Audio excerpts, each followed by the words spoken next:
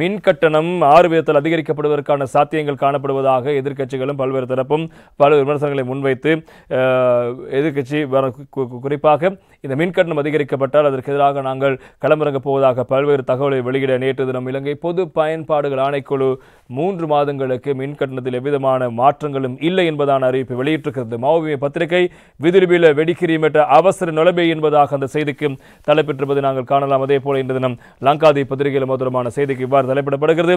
விதிலி காசு நெங்வீம கமிசம நவத்வாய் மாச துணாக் எனத்துரு வெனசக் நே சபாபதி கியா என்பதாக இன்றைய லங்காதி பத்திரிகை தலைப்பெற்றிருப்பதை நாங்கள் காணக்கூடியதாக இருக்கிறது. இன்றைய தினகரன் பத்திரிகையுடைய பிரதான தலைப்பு மின்சார கட்டணத்தில் மாற்றமில்லை, எதிர்வரும் காலாண்டிலும் பழைய கட்டணமே அமலில் இருக்கும், அரசாங்கம் நேற்று அறிவிப்பு என்பதாக இன்றைய தினகரன் பத்திரிகை அந்த செய்திக்கு தலைப்பெற்றுவது நாங்கள் காணக்கூடியதாக இருக்கிறது.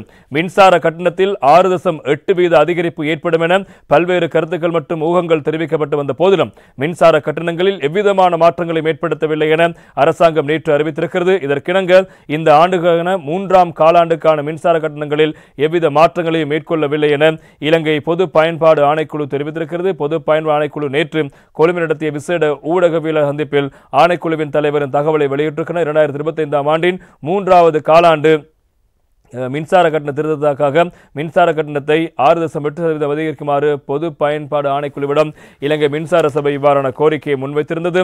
எவ்வாறு இருப்பினும் அதனை இப்போது மின்சார சபை நிராகரித்திருப்பதான செய்திகளும் முக்கியமாக இருப்பதை காலம் எனவே அதன்படி மின்சார கட்டண திருத்தம் தொடர்பாக பொதுமக்களின் கருத்துக்களும் பரிந்துரைகளும் கோரப்பட்டிருந்தன. எனவே இந்த செயற்பாடுகள் அக்டோபர் 8ஆம் தேதி நிறைவடைந்தன.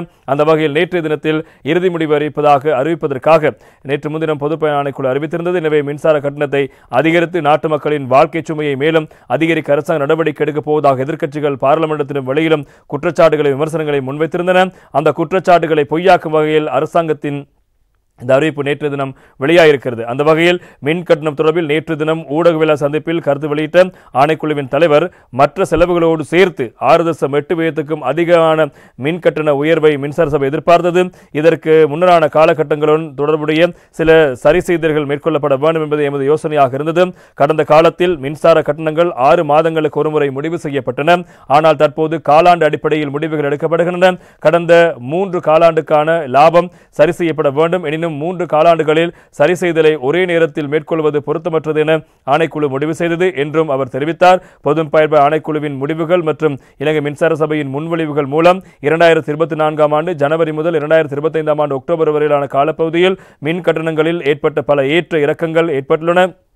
இந்நிலையில் இந்த வருடத்தின் இறுதி காலாண்டில் மின்சார கட்டணம் 6.8% அதிகரிக்கப்பட வேண்டும் என இலங்கை மின்சார சபை பரிந்துரைத்த போதிலும் எதிர்வரும் 3 மாதங்களில் மின்சார கட்டணத்தை மாற்றமின்றி பேணுவதற்கு இலங்கை பொது பயன்பாடு ஆணைக்குழு தீர்மானித்திருக்கிறது. இலங்கை பொது பயன்பாடு ஆணைக்குழுவின் தரவுகளுக்கு அமைய 2024ஆம் மற்றும் 2025ஆம் ஆண்டுகளில் 4 சந்தர்ப்பங்களில் மின்சார கட்டண திருத்தங்கள் மேற்கொள்ளப்பட்டுள்ளன.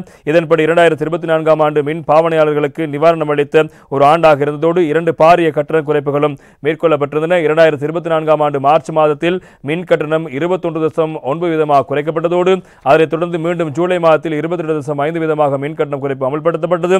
இந்த 2 மின் கட்டண குறைப்புகளில் விளைவாக 2024ஆம் ஆண்டு பிப்ரவரி முதல் தற்போதைய நடைமுறையில் மின் கட்டணம் வரை மொத்தமாக 44.3% வரை கட்டண குறைப்பு மேற்கொள்ளப்பட்டதாக ஆணைக்குழு தெரிவிக்கிறது.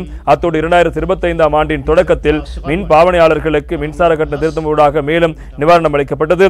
இதன்படி 2025ஆம் ஆண்டு ஜனவரி மாதத்தில் மின் கட்டணங்கள் சுமார் 20% குறைக்கப்பட்டன. எனினும் இவ்வாறு தொடர்ச்சியாக மின் கட்டண குறைப்புகள் மேற்கொள்ளப்பட்டு பின்னர் இந்த வருட நடுப்பகுதியில் மின் கட்டணத்தில் 15% கட்டண அதிகரிப்பு மேற்கொள்ளப்பட்டது. இந்த பின்னணியை பொது பயன்பாடு ஆணைக்குழு 2025ஆம் ஆண்டின் இறுதி காலாண்டுக்கான மின் கட்டணத்தை உயர்த்தாமல் தற்போது நிலையை பேண தீர்மானித்திருப்பதாக நேற்று உத்தியோகபூர்வமாக அறிவித்திருக்கின்ற விடயங்கள் பிரதானமான செய்திகளாக இடம்பெடுத்திருப்பதை நாங்கள் காணக்கூடியதாக இருக்கிறது. எனவே மின் கட்டணத்தில் எவ்விதமான திருத்தங்களும் மேற்கொள்ளப்பட மாட்டாது என்பதாகத்தான் இப்போது பொது பயன்பாடுகள் ஆணைக்குழு நேற்று தினம் அறிவித்திருக்கிறது.